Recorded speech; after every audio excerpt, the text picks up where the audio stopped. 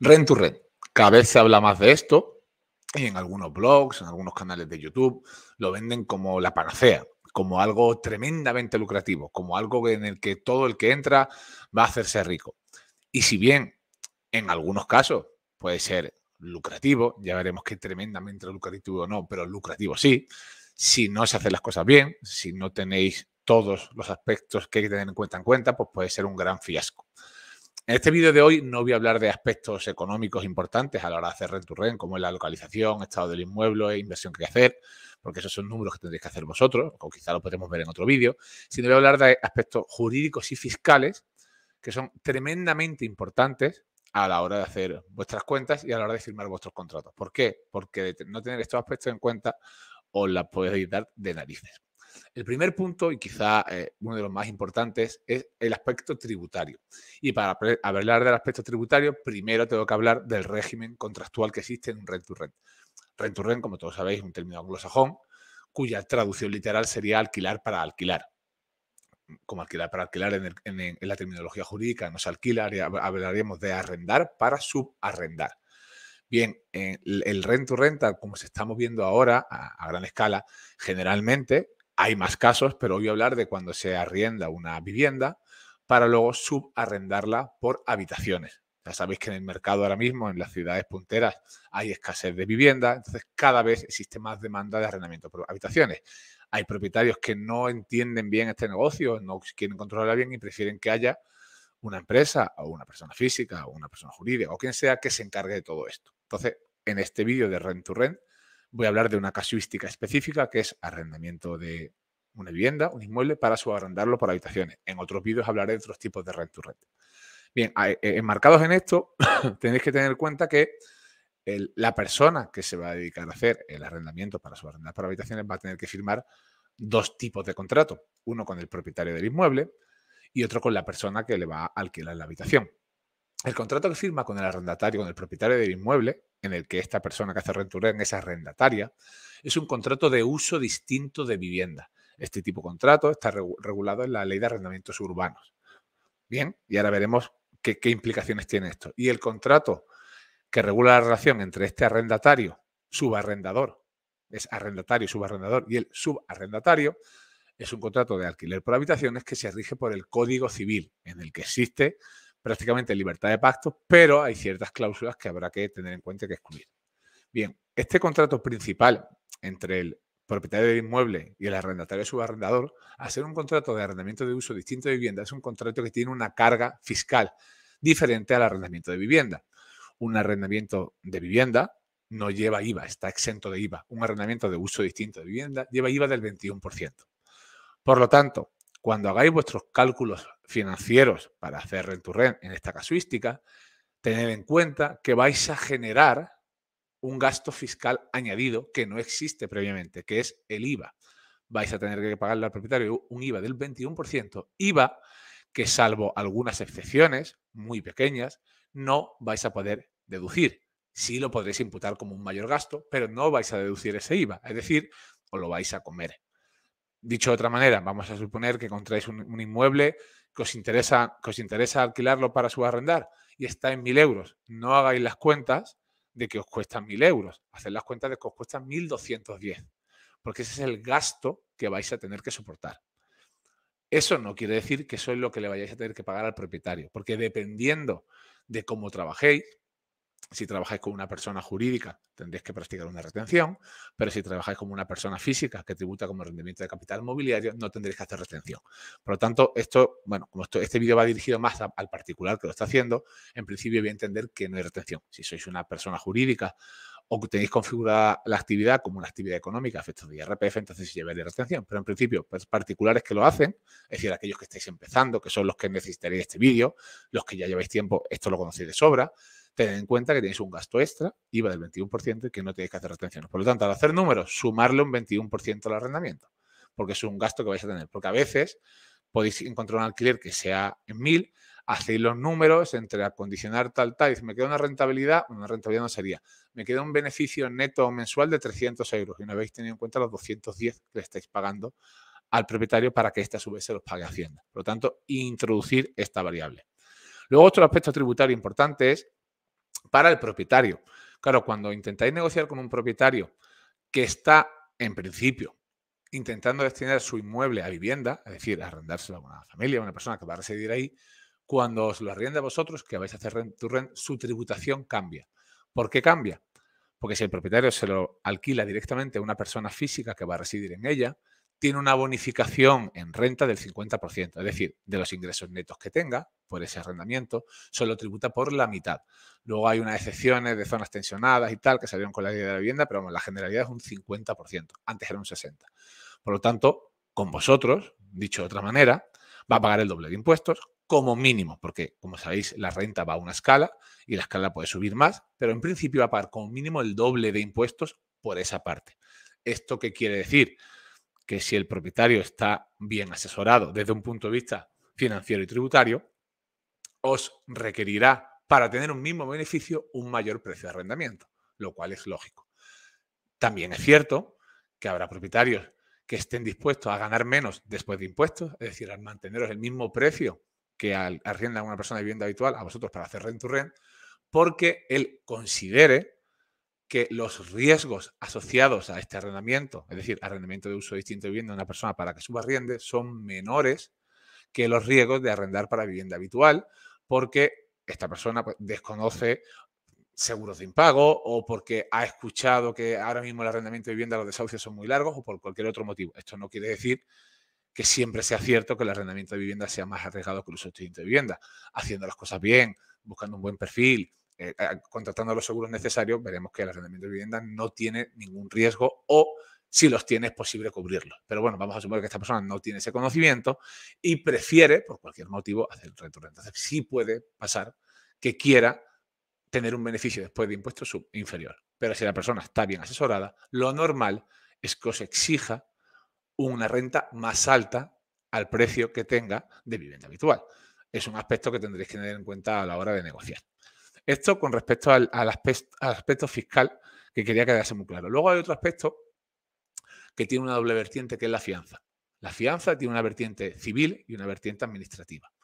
La vertiente civil, ¿cuál es? En la ley de arrendamientos urbanos se nos dice que cuando se realiza un arrendamiento de uso distinto de vivienda, la fianza son 2 meses. Es decir, encontráis un inmueble que os cuadra, negociáis un precio con el propietario o con el agente de la propiedad inmobiliaria o con la inmobiliaria que lo lleva, y dices, venga, lo vamos a arrendar. Pues tened en cuenta que aparte del mes que tengáis que abonarle al propietario y en su caso a la agencia inmobiliaria, porque las agencias inmobiliarias suelen cobrar un mes, y importante, hago un paréntesis, la ley de vivienda no se aplica a arrendamientos de uso distinto de vivienda, por lo tanto, eso de que la inmobiliaria no os puede cobrar a vosotros es solo para el arrendamiento de vivienda, no para el caso de arrendamiento de uso distinto de vivienda que es el vuestro, y además 2 meses de fianza, es decir, vais a tener que hacer un pago inicial, si hay un profesional intermediando, que es lo más habitual, de 4 meses. ¿Que no hay usted profesional y tiene una relación directa con el propietario? 3 meses. Y muchos podéis pensar, pero bueno, esta obligación civil, si está en la ley y no la cumplimos como es una obligación privada, en principio no pasaría nada. Bien, he dicho antes que la fianza tiene una vertiente civil y una administrativa. Esto quiere decir que hay administraciones públicas, en cambio las autonómicas, la mayoría de ellas, que exigen que esa fianza se deposite en la administración y si no se hace, sanción y recargo. Es cierto que hay algunas comunidades donde no se exige. Por ejemplo, en Andalucía y en Madrid sí tiene que ingresarse la fianza en el organismo autonómico y en el caso de Asturias no. Pero mirad bien en qué comunidad estéis, porque esa fianza no solo tenéis que cobrarla, sino tenéis que ingresarla. El responsable del ingreso de esta fianza es el propietario. Por lo tanto, lo normal es que el propietario la pida para ingresarla en el organismo correspondiente. Importante, 2 meses de fianza. Normativa civil, ley de arrendamiento urbano y luego una obligación administrativa que está en la mayoría de las comunidades, algunas no, como he dicho Asturias no, de ingresar esa fianza en la administración competente. Bien, luego hay algunas cláusulas que considero que son importantes que tengáis mucho cuidado. Muchos cuando vais a hacer rent to rent, oye, pues buscáis en internet un contrato tipo, hay muchos que están muy bien hechos, no voy a decir que buscarlo en internet esté mal, pero tenéis que saber lo que estáis firmando, es decir, coger un contrato que está muy bonito y que aparentemente está muy bien, pero que no entendéis, es, a mi juicio, un poco peligroso porque desconocéis las consecuencias de ese contrato.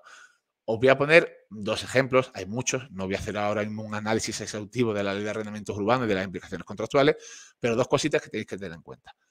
Voy a hablar de uno que es conflictivo porque puede aplicarse o no.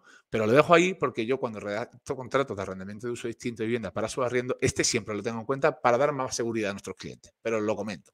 Es el artículo 32.2 de la LAU, que dice que el arrendador tiene derecho a una elevación del 10% de la renta en vigor en caso de su arrendamiento parcial y del 20% en caso de cesión del contrato o su arrendamiento total. ¿Esto qué quiere decir? Es verdad que este artículo 32.2 va referido a aquellos casos en que se está produciendo un negocio en el inmueble.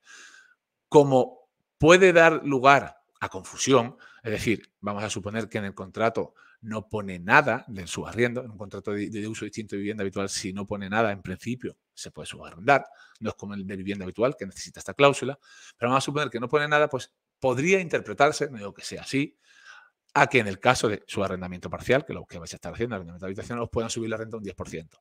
¿Qué quiere decir? Que en el contrato, para mayor seguridad, pongáis una cláusula donde digáis que no se aplica este incremento. Es simplemente eso. Habrá muchas personas que me estén viendo y digan, no, hombre, no, si en el contrato la naturaleza del mismo es el subarriendo, ese subarriendo es la actividad y no tiene derecho a este incremento de renta. Y es cierto, es una posible interpretación y quizás sea la más lógica, pero por seguridad, poner una cláusula donde diga que no se incrementa la renta. Bien. Otro artículo quizá tremendamente importante de la Ley de Arrendamientos Urbanos es el 29. ¿Por qué? ¿Qué pasa si vosotros hacéis rent to rent, le arrendáis la vivienda a un propietario y este propietario no es la persona más buena del mundo y le hace un arrendamiento a 5 años y al tercer año o al segundo la vende? ¿Qué nos dice el artículo 29 de la Ley de Arrendamiento Urbano? Dice: el cliente de la finca arrendada quedará subrogado en los derechos y obligaciones del arrendador, es decir, el nuevo comprador, salvo que concurran en el adquirente los requisitos del artículo 34 de la ley hipotecaria. ¿Y cuáles son los requisitos del artículo 34? Pues lo leo por encima. Que haya comprado de buena fe, por así decirlo, de una persona que en el registro de la propiedad aparezca como tal.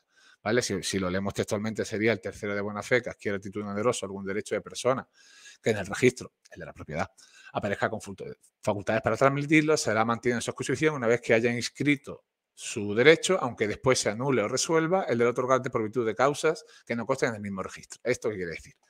El contrato de arrendamiento de uso distinto de vivienda podéis inscribirlo en el registro de la propiedad. ¿Qué pasa? Que normalmente es caro y no se hace. Entonces, si el propietario lo vende a un tercero y este tercero va al registro de la propiedad, en el registro de la propiedad no dice nada y esta persona no sabe que está arrendada a terceras, porque claro, no se realiza una actividad comercial que pueda verse, es un inmueble, podría ser caso de que os pueda resolver el contrato. Por lo tanto, rent to rent, cuidado con las ventas del inmueble. ¿Cómo se soluciona esto? Una opción diría, oye, pues lo escribo en el registro de la propiedad.